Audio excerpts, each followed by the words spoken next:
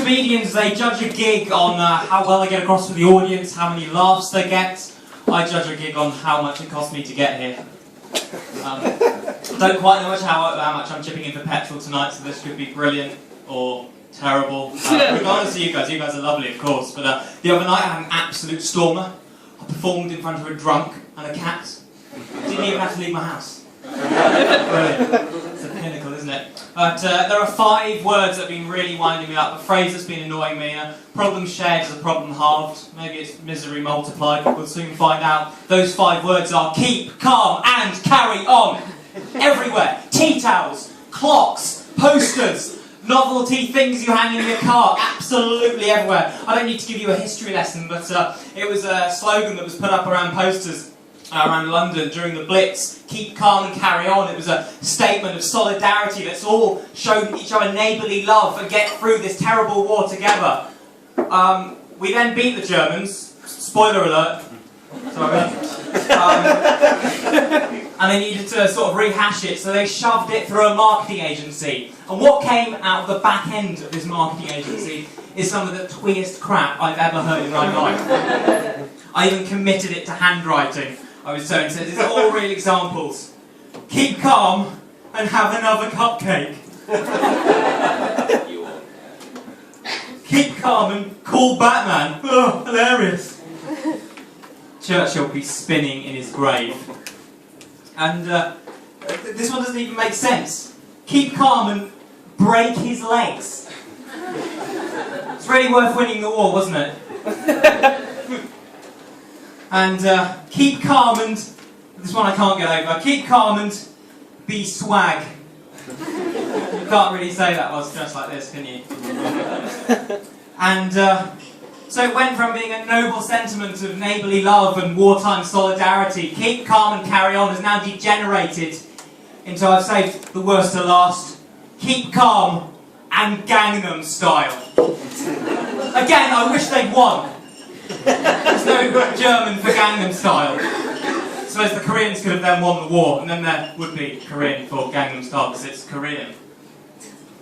Another phrase which is upsetting me, mercilessly overused. Live every day like it's your last. It's attributed to Muhammad Ali. I'm not going to take advice from a man whose job it was to be punched in the head every night. I mean, I suppose he could have died. Boxing's a dangerous job. Most people nowadays in this country work in offices. Death by PowerPoint is just a phrase. What would you do though if it was your last day on Earth? Any suggestions? What would you do if today was your last day? Any great ideas? Heroin. You do heroin? Great, you're not one of the acts, are you? Thank God, otherwise this would technically be a panel show. Heroin, great. The trouble is the odds are it probably wouldn't be your last day, and you'd wake up, have a bill full of heroin, you'd have to probably dispose of the needle responsibly, and all the other problems that go with heroin would then bungle into your life. Awful. But I hate to be boring, but I say, live every day sensibly and carefully. You might actually live longer and get something done. Sorry to be boring. Not sorry.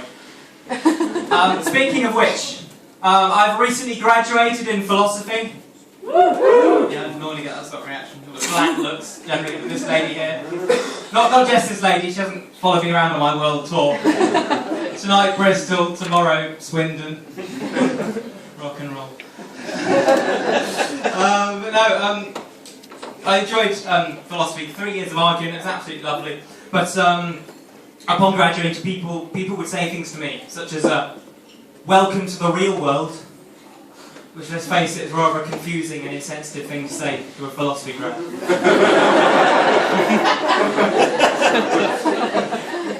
I do admit, though, it's not the most practical of subjects. This morning I was hungry, so I thought I'd make some toast. But at what point does bread become toast? Let me tell you, a paradox is not the most nutritious of breakfasts. It's moments like that that make me think, oh, maybe I shouldn't have studied philosophy. Maybe I shouldn't have gone to university at all. I mean, ignorance is bliss, but what if you don't know that?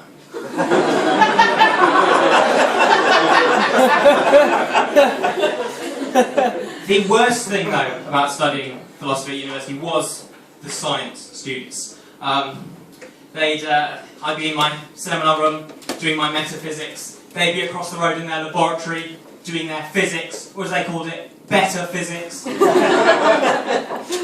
the chemistry students, I was always incredibly jealous of chemistry students. They get to play with chemicals and test tubes and blow things up, whereas I was only allowed to do thought experiments. I watched it there, so you might hurt yourself on that metaphysical Bunsen burner. Doesn't have the same ring to it, does it? Aggravating, very, very aggravating. But believe it or not, I did manage to get a job. Yeah. Stunned silence then. In Sports Direct. Yeah, but I'm very glad I studied philosophy, because especially the ancient Greek philosophy module, because there are some shockingly obvious parallels between the world of ancient Greek mythology and the world of Sports Direct. Nike. Yeah, Nike. What did Plato wear Nike? Not sure if that worked. Have you found a picture somewhere that somebody's hilariously put a Nike tick on his toga? It's not real. It's a joke. You just hear tomorrow's meme today. It was an aggravating time. You've got a Sports Direct in Bristol. You must do. Yeah. It's kind of like the Black Hole of Calcutta meets the prison with the prison they put Batman in meets Umbro. And when in ancient Greek philosophy, bear with me with this, there are some parallels here. In ancient Greek philosophy, Sisyphus royally pissed off Zeus, the king of the gods, and in a similar fashion, I invoked the wrath of Liam, the manager. I'd turn up late to every shift, and he'd say, "Oh, why are you late? Why are you late?" I'd say, "Don't worry about it, man. Time's an abstract concept." Apparently in the Sports Direct Management Handbook, can't stand as being a dick. And when Sisyphus enraged Zeus condemned Sisyphus to be forever pushing a boulder up a mountain, an endless, pointless task.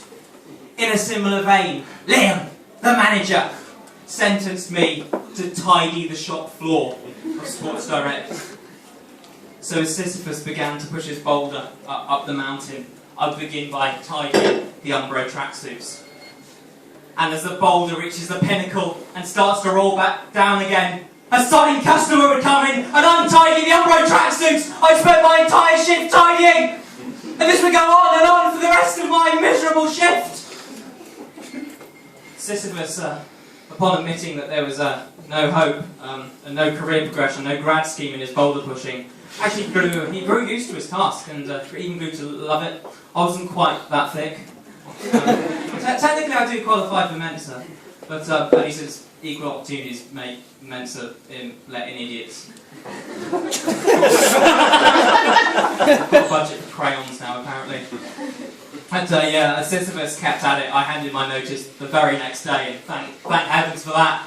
And one more thing before I forget. It's just before smoke comes out the toaster. That's when the bread. Thank you very much.